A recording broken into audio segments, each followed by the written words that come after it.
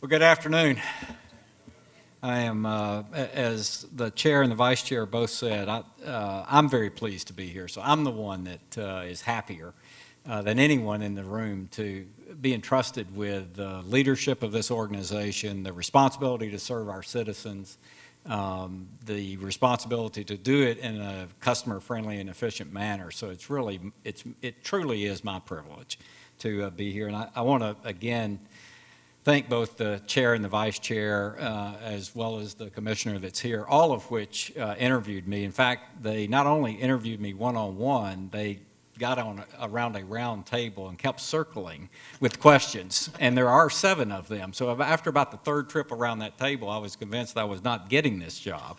But in the end, fortunately, I did, and it actually was, I think, a great process that they put in place to ensure that they're acting in the best interest of the citizens of Fulton County, because that's the responsibility that they bear.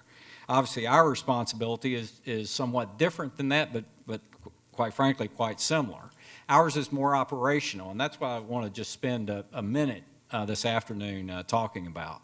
I believe that our vision should be to be the best managed county. So we have been thinking about, well, what would that mean? Because it's one thing to say that, it's another thing, obviously, to do it. I think in 3 areas we should have the aspirations and the aspirational goals that will go along with that to be first. That is, first in impact, first in service, and first in efficiency.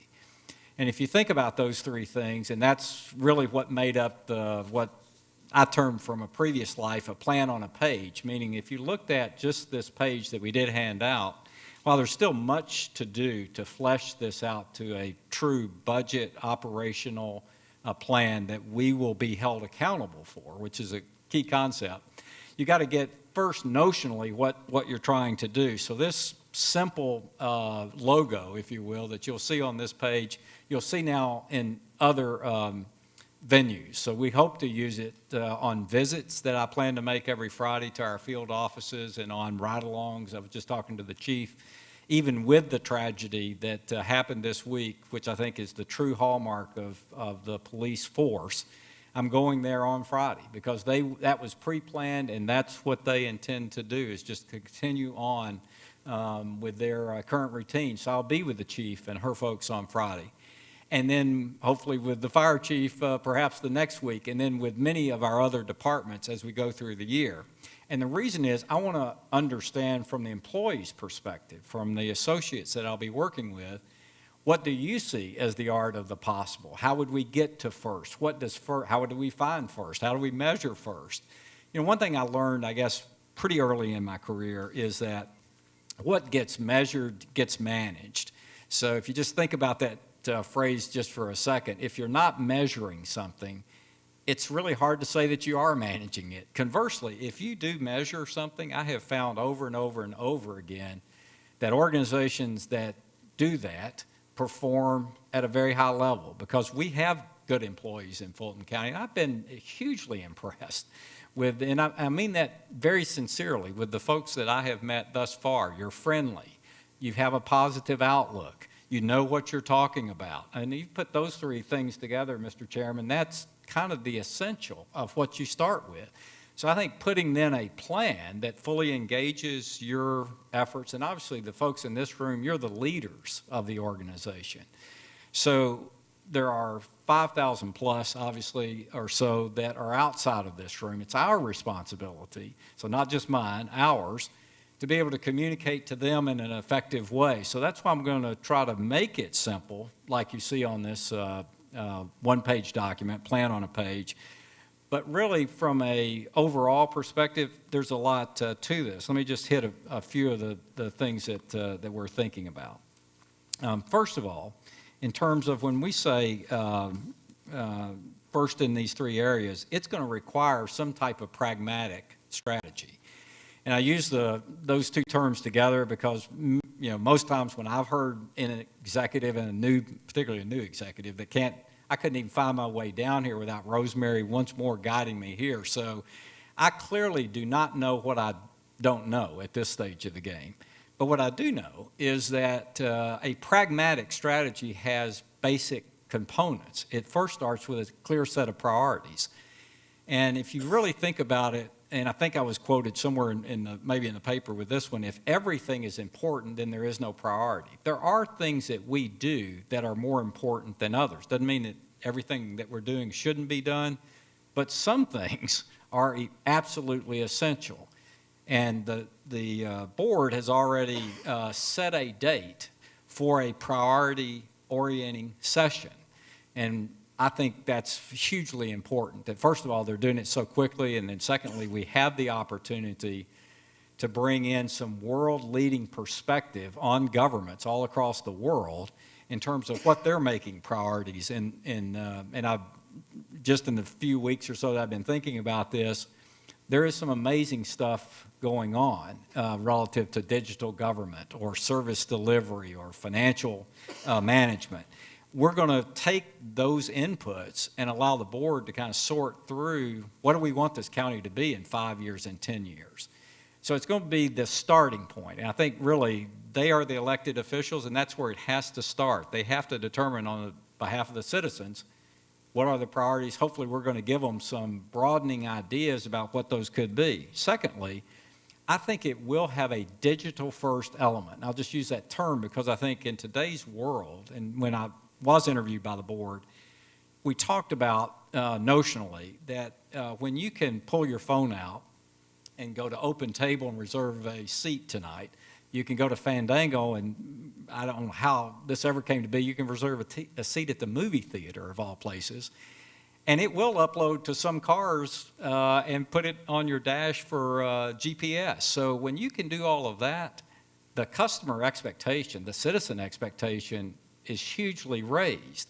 And government's response can't be simply, well, come to our annex center on Roswell Road. It's got to be something different than that. Now, there's a lot of high-touch services. We'll never make a digital police officer, right, Chief? That's not going to happen. But there are a lot of things that we can do that take advantage of digital technology. So I think that is a second thing. But the third element of a pragmatic strategy, in my view, is that we will have to be best in class in service and in efficiency. We have to demonstrate to the public that not only are we concerned about it, that we can talk about it effectively, that we're planning for good service and we're highly efficient. We've got to demonstrate it. And we'll determine how we best do that. It won't be just saying it so, we'll make it so. But there are plenty of metrics that we can put in place that can demonstrate to the public how customer-friendly and efficient we are. One of the things I brought into my office here, just as a reminder, quite frankly, about this, is a J.D. Power Award. Everybody's heard of the J.D. Power Award for many services.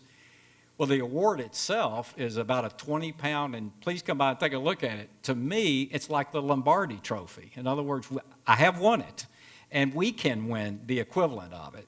So I think you'll find best-in-class service and efficient operations is critical. Two or three other things.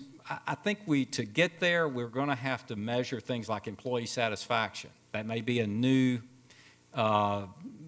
experience. Don't feel threatened by it. It's all about what are our people saying and what are the gaps between what they're saying and where we want them to be. Why is that important? Because we'll never have happy citizens if we don't have happy employees.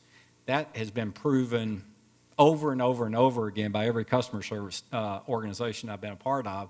So we'll have to measure customer satisfaction in some way too. Are those new concepts? They probably are. But we can do it, and it's been done over and over again by other organizations, and those two, if you'll just trust me, do go together. Lastly, I think that the real issue, and that's why I'm so pleased that we had this session today, and it became more with the tragedy this week, not a big fall-de-rah with the press. It became more of an internal meeting. Because the real issue is not us impressing the press right now with these kinds of notions. It's about employee engagement. So any organization that is successful has engaged employees. So not only are they happy, they're engaged in what we do. And I think because of the situation this week, and as I referenced what the Fulton County's PD's approach has been, even in dealing with my visit, that is engagement. Can we get that in every single area? That may be an aspirational goal, but that is the type of engagement we should feel for delivering service in an efficient manner to our citizens. So to me, there's much more to do, obviously, to flesh this out. This directionally is where we're going, with a set of things on the front that will be councils that we'll set up for input. So if you, as a leader, want to be engaged on employee issues, service issues, efficiency, we'll have a forum, and I would welcome your engagement, because we're going to need the best ideas. And then there will be a set of, on the back, just pragmatic steps that we'll take quarter by quarter by quarter, that as we get to the end of the year, I think we'll be well positioned for 2016. That all said, I also just want to make, which was recognized at the board yesterday, but I want to say my own word of thanks to Sharon Whitmore. I think that she has done a phenomenal job.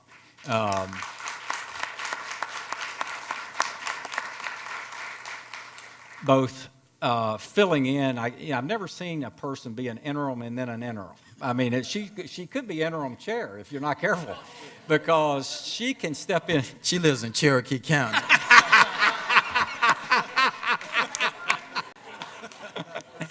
Because I'm not sure I've ever seen anyone that has, from outside looking in, but then listening to what the board had to say, that has just seamlessly stepped in to a difficult situation and not only kept the ship afloat, done quite well. So, Sharon, I want to, first of all, thank you as part of the employee base now and part of management. Also tell you that I don't care where you live, as long as you come to work here on a going forward basis, and I'm very much dependent on you to help do this, as you know, as well as give me some level of education in a hurry. I presented a plan to the board when they interviewed me that again, laid out kind of this along with some other details. It had the first 6 months titled Getting Grounded. I think that's become now 6 days, because 6 months is not going to be tolerated. But I will ask you in advance to give me the benefit of the doubt and give me the benefit of knowing that I'm not going to know what I don't know. It's impossible to know at this stage of the game, but I commit to earn your trust as your leader. And again, thank each of you for being here and selecting me. Thanks, sir.